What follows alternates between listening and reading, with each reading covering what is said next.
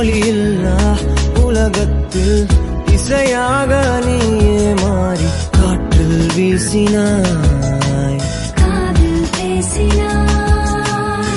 மொழியில்லா மௌனத்தில் விழியாலே வார்த்தை கோர்த்து கண்ணால் பேசினாய், கண்ணால் பேசினாய். 100 ஆண்டு